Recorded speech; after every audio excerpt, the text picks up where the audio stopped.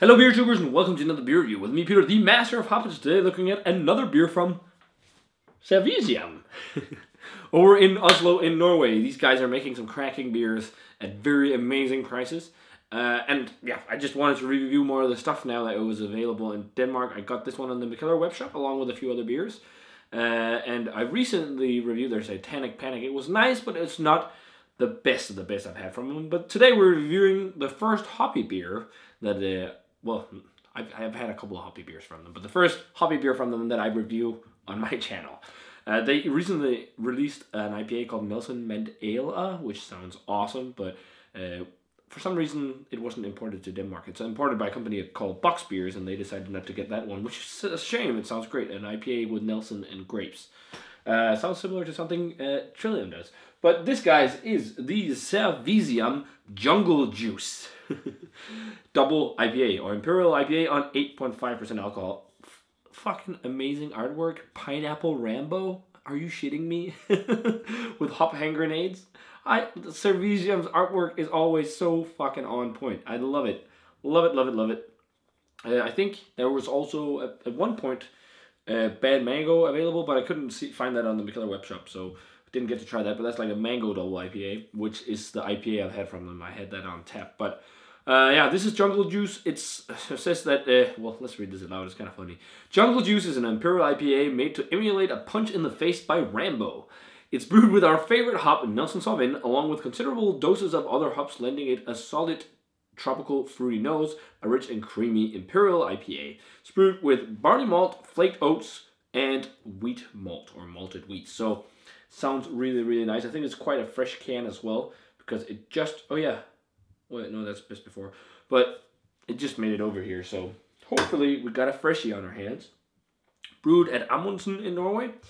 Pours very, very nice looking hazy golden yellow color. It really looks similar to the Trillium beers because they are these bright golden yellow hazy IPAs. Very, very nice looking. Not too much head, but what was there was a nice kind of frothy white one. Let's check out the aroma on Jungle Juice. Oh, that smells quite nice. Definitely Nelson. I'm getting loads of white grape. Wow, I did not expect to find this much white grape because it's got all that pineapple thing going on the label. There is some pineapple, some tart tropical fruit, but I'm just getting loads of white grapes, Sauvignon Blanc wine grapes. It's like really white wine-esque. That's something I've also noticed sometimes with Nelson, actually. If you use it like crazy, you get an almost aloe vera-esque green herbal note, which I'm getting a bit of as well, which is the only drawback for Nelson for me. You get that sometimes with the Nelson hops.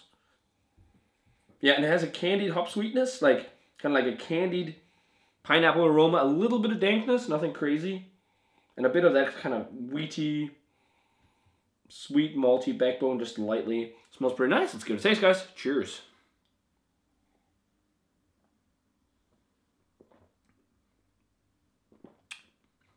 That is really, really white grape forward. Wow. It is like they poured in a shot of white wine, like Sauvignon Blanc wine. It's funny. It's been a long time since I've had a Nelson forward beer that has had this much Nelson, making it taste like white wine. It's one of the characteristics of Nelson is that white grape flavor. It's like Sauvignon Blanc wine grapes, but also gooseberry. Like this is loads of white grape and gooseberry.